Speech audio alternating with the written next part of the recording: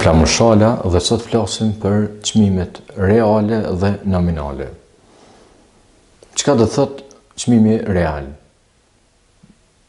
Përpara çdo mall është marrë me punë, do të thonë sa ka zgjat me kriju atë mall. Nëse ka zgjat 1 orë punë, ai mall e ka pas vlerën 1 orë punë. Për ata, nëse këqyrim do të thonë strukturën apo bazën, pasunia e botës është kriju me punë, jo me flori. Me flori vetëm matet pasunia e botës. Ama pasuria krijohet me punë.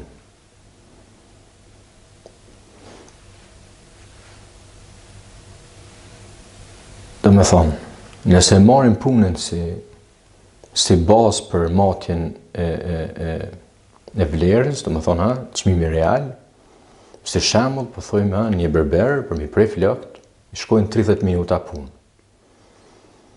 Në këtë rast, shtrohet pyetja, mase do me thonë, mi prej flokët kushton 30 minuta punë për një berber, pse nuk është çmimi gjithkohë njëjtë? Pse nuk fiton, pse nuk paguhet për shembull një berber në Gjenevë njëjtë sikur një berber në Sangallën, pavarësisht moshës, gjinisë, apo komësisë të cilën e ka ajo apo ai berber.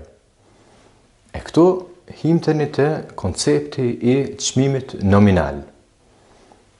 Sepse dallojnë, çmimi real do të thonë është kohë zgjatja e punës për me kry një shërbim ose me kriju një mall, do të thonë një produkt. Kur kalojmë te çmimi nominal është ajo se paguhet në treg. Do të thonë ti nëse shkon te berberi ti po ja paguan atij çmimin nominal, jo realin. Çka është ky çmimi nominal? Çmimi nominal definohet sipas kërkesës dhe ofertës të cila është në treg. Nëse në një qytet është vetëm një berber dhe shtohet as kërkesa, pse? Sepse vinë për shembull rritet ai qytet, ka më shumë banor. Nëse shtohet kërkesa, aty automatikisht rriten çmimet. Pse? Sepse ai berberi ka luksin me kërku një çmim më të lartë. Thotë, hey, qure nëse do me ti prej flokët, duhet me pagu më shumë. Po hypen çmimet. Tash ata se kanë parë, ata mund me pagu atë shërbim. Po këta se nuk kanë parë, për këta normal se është pak problem. Po duhet me pas pak durim. Pse? Sepse një prej tyne për shembull, e ka idenë, thotë, hey, kjo rritje e çmimit, kjo po më thotë diçka, është një signal, një shaj, signal. Çfarë shaje është kjo? Kjo do me thonë se kërkesa është rrit, edhe po ka mungesë të ofertës. Do me thonë duhet me pas tregu po e kërkon, edhe një berber të dytë. Pa e njoftaj se sa banori ka e qytet, pa e ditë se sa banori janë shtu aty, sa banori janë shku, vetë çmimi apo lëvizja e çmimit po i tregon çdo personin atë qytet, po hyjnë çmimet për berber, tash tonë din, po mungon një berber. Do të thonë çmimi ka atë farë funksionin e vet, atë rolin e vet. Nëse shtohet aty një berber i dytë, tash apet gjithë banorët aty vendi mundën me shku me prej flokët. Edhe çmimi se u ngrit, ndërkohë po bjen apet në nivelin se u kanë para se më shtu, do të thonë, aty vendi më shumë banor. Kjo është pak a shumë, kështu shpjegohet lëvizja e çmimeve. Ose për shembull, janë 10 berbera, një largohet prej aty, po mesin vetëm me dhënon. Edhe në atë rast, do të thonë oferta u ra, kërkesa u metë njëjtë, po hypen çmimet për berber. Pse? Se po mungon një. Tash, do të thonë tonë, në qytet e din, po na mungon një berber. Ashtu lëvizin çmimet, edhe ashtu na tregojnë neve tonëve çka jemi, do të thonë pjesëtarët atij tregut, se ku po kërkohen më shumë prej këtij profesioni, atij profesioni e kështu me radhë.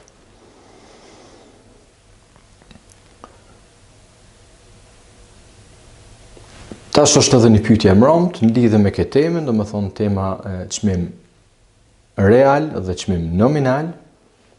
Shtrohet pyetja, çmimi real, a lëvizaj ndonjëherë? Edhe nëse po, çysh mundet me lëviz çmimi real?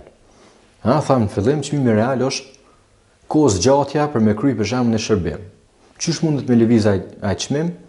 E vetmja mënyrë është kjo. Nëse ka inovacion. Domethënë, në vend që mi prej flokët me gërshon, po i prejmë tash me maqinë. Për 30 minuta po bim në 15 minuta punë. Në atë rast, krejt konsumentat profitojnë. Pse? Sepse tash çmimi, nëse ka konkurrencë edhe shtyhen për çmime, çmimi bjen në atë nivelin, domethënë përgjysmohet çmimi dhe ton konsumentat profitojnë. Kush profiton atë rast më shumëti? Ai se ka zbulu maqinë. Pse? Se po jap një shërbim apo po ja lehtëson jetën çdo banorit atij qyteti. Me abono në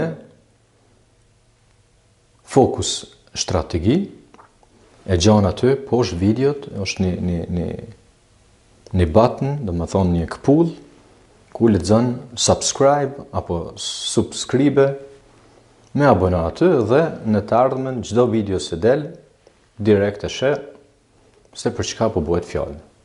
Me të mira.